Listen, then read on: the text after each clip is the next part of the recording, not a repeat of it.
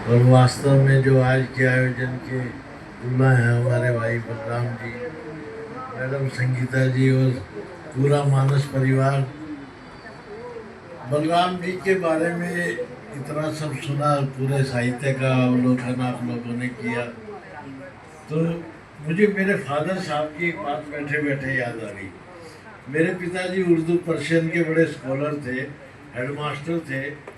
शाम को पंजाब हरियाणा के जो बुजुर्ग होते हैं उनकी बैठक में हुक्का चलता है और 8-10 लोग बैठे होते थे। तो हम तो पढ़ते थे, मेरा काम तो सेवा करना था, पानी चाय हुक्का भरना था, तो मैं सुनता रहता था।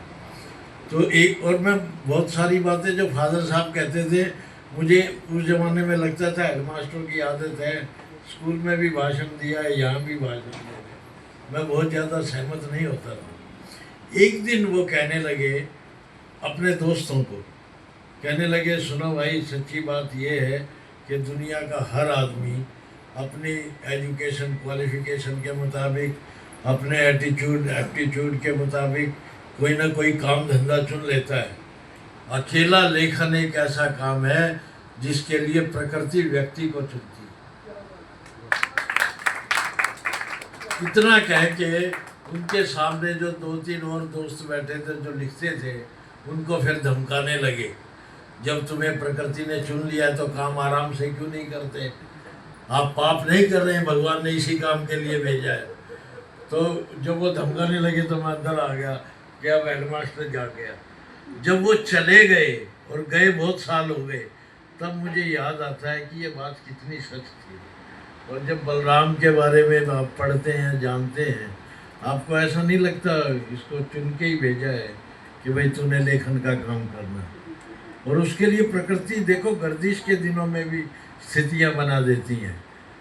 अब हमारे पुंडलिक साहब ने सलमा का जिक्र किया, अगर सलमा मिल जाती तो ये लेखक बनते क्या। और कितने अच्छी बात थी कि उस जमाने में बजरंग दल भी नहीं था। अगर बजरंग दल होता तो ये मुझे नहीं लगता ये जीवित भी रहते। तो ये भगवान अच्छी चीजें भी पैदा करता रहता है थोड़ी थोड़ी बातों में। बाकी साहिब साहब बता ही गए कि प्रोफेसर बन के तो मुसीबत खड़ी कर लेते। एक बात और मुझे याद आई, वो हमारे, मैं 2007 में साहित्य अकादमी में जब आया, एक मेंबर तिवारी जी हमारे कन्वीनर होते थे और हमारे अध्यक्ष होते थे सुनील गंगोपाध्याय।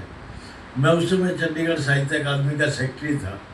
तो चंडीगढ़ के लोग चाहे हिंदी पंजाबी में लिखते हैं, लेकिन हमारी वो शिक्षा ऐसी, अंग्रेजी खूब बोलते हैं। तो सुनील गंगोपाध्याय कहते थे, you are the only Hindi author who can speak English, मेरे पास आओ। तो एक दिन बुला के मेरे से कहते हैं, और एमटी वासुदेवन नायर भी वहीं बैठे थे, छोटी छोटी चीज़ें जो हुई हैं वो इन पे कितनी स्टीक है। मेरे से कहने लगे कि मैं एक बार अंग्रेजी में ही बोला उन्होंने, Kaushik I want to tell you that after the age of 45 every Hindi author stops writing, start preaching और ब्लेसिंग। हिंदी का लेखक जब 45 साल का हो जाता है, या तो आशीर्वाद देने लगता है या भाषण देने लगता है, लिखना छोड़ देता है। सुनील गंगोपाध्याय के 100 से ज़्यादा उपन्यास हैं, पूरी दुनिया में ट्रांसलेटेड है, पढ़े जा रहे हैं हर भाषा में। मेरे से कहते हैं तुम ऐसे मत बनना। ये पहला आदमी है जो पत्रकार है, 75 साल का हो गया, लगातार लिख रहा है, ये एक बहुत बड़ी बात है। और उन्होंने एक लिस्ट मुझे बोलते बोलते बताई, ये सारे मेरे दोस्त हैं, 45 साल के बाद इन्होंने कोई खास नहीं लिखा। उसमें पहला नाम धर्मवीर भारती का था। कहता भारती, मैं बोला भारती जी, कहता उनकी निकालो जन्मपत्री पूरी। मुंबई में आने के बाद जब धर्मयुग में उन्होंने लिखना पढ़ना छोड़ दिया। बहुत बहुत जो चीज़ें आई हैं वो जर्नलिस्टिक टाइप की आई हैं। तो बलराम जी आखिर तक कहानियाँ लिखने, और एक कितनी बड़ी बात है कि हिंदी जगत में तो जिस दिन लेखक रिटायर होता है, हिंदी जगत उसका नाम काट देता है। ये 75 साल के पूरे देश के लोग इनका जन्मदिन मना रहे हैं। 75वें साल में तो घर वाले भी मनाना छोड़ देते हैं। ये बिल्कुल सच है। बच्चे कहते हैं अच्छा आपका कल जन्मदिन था, मैं याद ही नहीं आया। ये सच है। तो ये सर्व स्वीकृत होना, ये एक बहुत बड़ी बात है। एक एक आपको एक बात बताऊं, हर बड़ा अच्छा लेखक जो होता है उसका जीवन एक आइसबर्ग की तरह है। आइसबर्ग जो हिमखंड हिमालय जैसा होता है, समंदर में तैरता है, उसका इतना सा हिस्सा बाहर होता है, 25%। 75% पानी के नीचे होता है, वो दिखाई नहीं देता। तो जो लेखक का लेखन है वो उस आइसबर्ग की टिप है। आपको वो टिप नज़र आती है, वो नीचे का हिस्सा तो दिखाई नहीं देता। वो मेरे जैसा 2-4 लोग होते हैं जो बहुत नज़दीक होते हैं, उन्हें उस टिप का पता होता है। तो इसने मेरा नाम इसमें जब कार्ड बनाया होगा ना, शशिकला जी ये बहुत बड़ा एडिटर है, इसने मेरा नाम एडिट कर दिया होगा, कहीं ये नीचे वाला हिस्सा ना बता दे आगे। जब लोगों ने कहा तूने माधव का नाम क्यों नहीं रखा, तब इसने कहा इसको बुला लो। तो मैं वो टिप वाला हिस्सा नहीं बताऊंगा ज़्यादा, लेकिन थोड़ा सा बताऊंगा कि बहुत सरल आदमी अंदर से कितना मजबूत होता है, आप यकीन नहीं लगा सकते। मेरा सेक्रेटरी मुझे हर 3 महीने बाद एक ही शिकायत करता है कि बलराम जी हमारे संपादक हैं, मैंने उन्हें 3 महीने से ही नहीं देखा है। ये पहला आदमी है जो किसी सचिव को नमस्ते नहीं करने जाता, मिलने नहीं जाता। ये दफ्तर भी जब आता है जब सचिव जा चुका होता, वो भी हफ्ते में एक आध बार। मैंने सचिव से कहा आपकी क्या औकात है, मुझसे नहीं मिलता, मैं फ़ोन करता हूँ 10 बार, जब फ़ोन उठाता है। लेकिन पत्रिका का जो साहित्य अकादमी का जो दफ्तर है, जो तूर में काम करते हैं, किसी को नज़र नहीं आता। पत्रिका जो है that is the face of the institution. वो साहित्य अकादमी का चेहरा है जो हर आदमी तक जाता है। और इन 6 वर्षों में मैं बड़ा सौभाग्यवान हूँ कि मुझे बलराम जी ने मेरा अनुरोध स्वीकार किया और किया हुआ है। अच्छा, मुझे बड़े तंग करते हैं, एकदम फ़ोन आएगा, बहुत दुखी हो गया, कोई और ढूंढ ले, मैं जा रहा हूँ। मैं फिर चंडीगढ़ से फ्लाइट पकड़ के आता हूँ, यार और 1 साल, 6 महीने कर करके 6 साल निकाल दिए। भगवान करे मेरे 1-2 साल बचे, ये भी और निकाल दिए। जिन लोगों को दिल्ली का नहीं पता, वो लोग समझ नहीं सकते कि वहाँ कितने पॉलिटिकल प्रेशर्स होते हैं, कितने ब्यूरोक्रेटिक प्रेशर्स होते हैं। अब मैं बात बताने लगूंगा तो आप हैरान रहेंगे। एक बहुत बड़े साहित्यिक परिवार की पुत्रवधू एक दिन मेरे कमरे में रोती हुई आई, आके कहती है बलराम जी ने मेरी किताब कहा ये समीक्षा के लायक नहीं है, उसने मेरी बहुत तौहीन की। मैं बोला बहन जी आपकी कोई तौहीन नहीं की, उसके पैरामीटर इतने सख्त हैं, उसने आज तक मेरी रचना नहीं छापी, इसने मेरी आज तक रचना नहीं छापी। किताब पे कोई समीक्षा कर देता तो छाप देता। तब उसकी तसल्ली हुई कि ये बेचारा अध्यक्ष की जब रचना नहीं छापता, तेरी औकात क्या है। तो ये बहुत इस मामले में जो पैरामीटर्स पे चलता है, जो ईमानदारी पे चलता है, इनकी अपनी एक किताब है माफ़ करना यार। उस पुस्तक में पूरे 70 साल का जो हमारी पत्रकारिता का जो इतिहास है, जो एक मैसेज से शुरू हुआ, मिशनरी डील से शुरू हुआ और पीठ पत्रकारिता तक आ गया, सारे चरण बिल्कुल साफ साफ लिखे गए।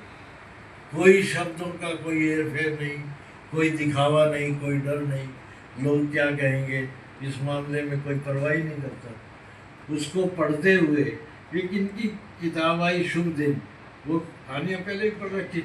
मैं जब सारिका में लिखने लगा, संपादक थे, तो इनकी कहानियों से, और मैंने गज़लों के साथ साथ मेरे 3-4 कथा संग्रह भी हैं, इनकी कहानियाँ पढ़ के उस रात मैंने एक शेर कहा था जो मैंने इसको आज तक नहीं सुनाया है। तुमने बस चेहरा देखा है नए नए अफसानों का, तुमने बस चेहरा देखा है नए नए अफसानों का, लेकिन कितनी बार हुआ है कत्ल मेरे अरमानों का। बहुत सुंदर। वो बात जो बहुत नज़दीक है, वो जानते हैं ये कहानी कहाँ से निकल के आई है। मुझे वो सारी पृष्ठभूमि याद है। तो मैं अपने आप को सौभाग्यवान मानता हूँ और ये अपने पे गर्व कर सकता हूँ कि मैं बलराम जी का सहयोगी हूँ, उनके साथ काम करने का मुझे अवसर मिला है। ये बिल्कुल सच बात है। अब ये जब बहुत सारे देश में इनके 75, दिल्ली में जितने इनके प्रशंसक पूरे देश में हैं, दिल्ली में उससे 3 गुना इनके आलोचक भी हैं। वो इनके आगे तो नहीं कहते, मेरे तक बातें पहुंचती रहती है। एक इनके आलोचक ने कहा बलराम जी के 75 वर्ष पूरे देश में पता है क्यों मन रहे हैं? मैं बोला क्यों? कहता क्योंकि वो समकालीन के संपादक हैं। मैं बोला इससे पहले वाले भी तो इससे बड़े बड़े लेखक थे, किसी ने किसी का जन्मदिन नहीं मनाया। फिर वो चुप हो गए, उसके पास कोई जवाब ही नहीं था। जन्मदिन कोई मित्र तब मनाता है जब उसे लगता है कि मेरी इसकी मेंटल वेवलेंथ मिलती है। ये जब मेंटल वेवलेंथ मिलती है, जब साहिब साहब कह रहे थे ना पहली बार मिले, और हमें लगा ही नहीं पहली बार मिल रहे। आपका व्यक्तिगत रूप से, शारीरिक रूप से मिलना कोई ज़्यादा महत्वपूर्ण नहीं है। हम ऐसे लेखकों को अपने करीब पाते हैं जो दुनिया के पता नहीं किस कोने की किस भाषा में लिख रहे हैं। हमें लगता है वो हमारा सगा भाई है। जिस दिन उसको कष्ट होता है उस दिन हम रात को व्याकुल हो जाते हैं। तो ये जो मेंटल वेवलेंथ मिलने वाली बात है, ये आदमी को आदमी से जोड़ती है। ये एक विरला काम है। और हिंदी जगत को एक तरह से ये, मुझे नहीं लगता आपके अलावा किसी हिंदी के लेखक का कहीं जन्मदिन मना उसके शहर के अलावा, और उसके शहर में भी उसने खुद ही मनवाया होगा, दोस्तों को कह के यार पैसे वैसे मैं दे दूंगा। क्यों, मैं सारे साहित्यिक ढोंग का चश्मदीद गवा रहा हूँ और बहुत सालों से रहा हूँ। एक जो तो ये जो टिप ऑफ आइसबर्ग है, इसके नीचे के 2 हिस्से मैंने बताए कि दिल्ली में नौकरी करने के लिए पहला आदमी है जो सचिव से नमस्ते करने दूर, वो मिलने भी नहीं जाता। हमारा नया सचिव आया 3 महीने से, मुझे कहता मुझे बलराम जी नहीं मिले। मैं बोला वो जो पहला चला गया उससे भी नहीं मिले थे, वो उसके अपेक्षा मत कर, मुझसे भी नहीं मिलते। एक सबसे अच्छी बात यह है कि हम दोनों के कमरे आमने सामने हैं, दरवाजे खुले होते हैं, हम दोनों बैठे खूब मस्ती करते हैं, हंसते हैं। हम दोनों को हंसते देख के दिल्ली के कई लेखक रोने लगते हैं, पता नहीं ये क्यों हंसते रहते हैं, हमारे समझ नहीं है। तो ऐसे माहौल में जिसमें इतनी वितृष्णा है, इतना एक तरह से कट थ्रोट कंपटीशन है, जिस तरह से चीज़ों को गायब किया जा रहा है, अगर कोई एक सीधा सच्चा आदमी है तो उस पर हमें गर्व होता है कि हम भाई सारी चीज़ें अभी नष्ट नहीं हुई हैं। इनकी किताब का शुभ दिन, मैं ये तो नहीं कहूँगा शुभ दिन आने वाले हैं, शुभ दिन हमेशा होते हैं, उनको देखने का नज़रिया चाहिए। मैं इनके सम्मान में मुझे अपना एक शेर याद आया कि इसी तरह से चलते जाओ आंचल में अंगार लिए। बहुत सुंदर सर। इसी तरह से चलते जाओ आंचल में अंगार लिए, वक्त तुम्हारी राह देखता है फूलों के हर लिए। धन्यवाद। जय हिंद।